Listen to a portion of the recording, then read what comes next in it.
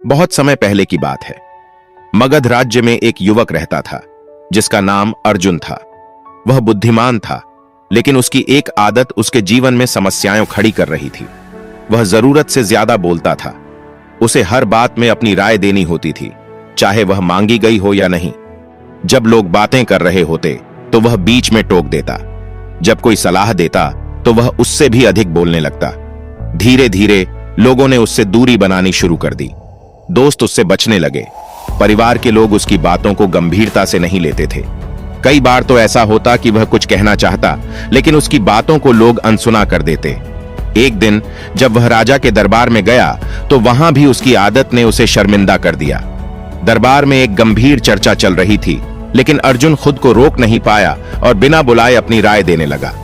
राजा ने उसे डांट दिया और कहा कि पहले सोचो फिर बोलो। अर्जुन को यह बहुत बुरा लगा। उसे महसूस हुआ कि लोग उसकी बातों को उतना महत्व नहीं देते जितना वह चाहता था। तभी एक बुजुर्ग व्यक्ति ने उसे सलाह दी कि अगर वह सच में अपनी आदत को बदलना चाहता है तो उसे भगवान बुद्ध के पास जाना चाहिए। अर्जुन को यह बात सही लगी। उसने सोचा कि अगर उसे जीवन में आगे बढ़ना है तो उसे इस समस्या का हल निकालना ही होगा।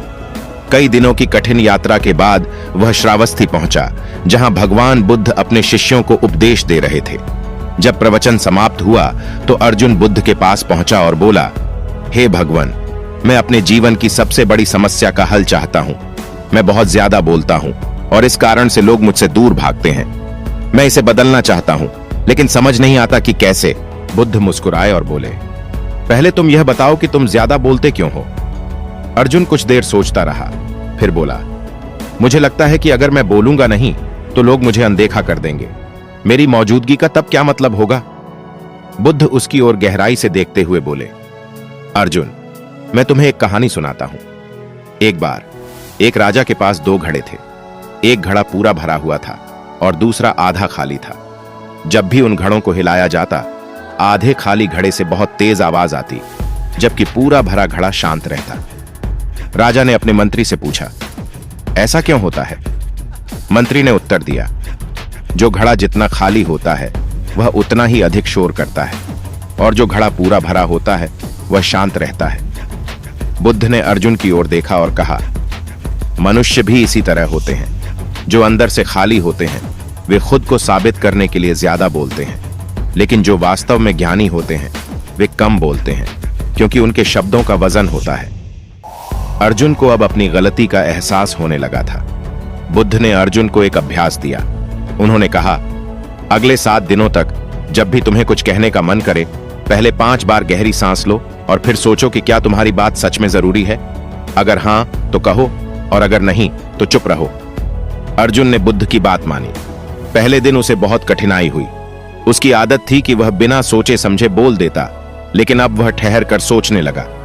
धीरे धीरे उसने देखा कि जब वह कम बोलता है तो लोग उसकी बात को अधिक ध्यान से सुनते हैं। 7 दिन बाद वह फिर से बुद्ध के पास पहुंचा और बोला, हे भगवान, अब मुझे समझ आ गया कि कम बोलने से मेरा सम्मान बढ़ गया है।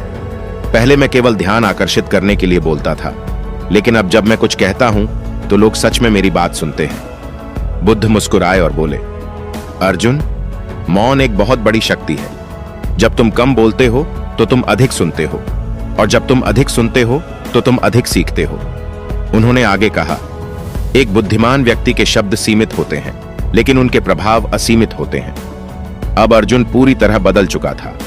वह एक संयमित और समझदार व्यक्ति बन गया। कुछ वर्षों बाद वह एक महान विद्वान और गुरु बना, और उसके शिष्य उसके हर शब्द को ध्यान से सुनते थे, क्योंकि अब वह केवल वही कहता था जो वास्तव में जरूरी था।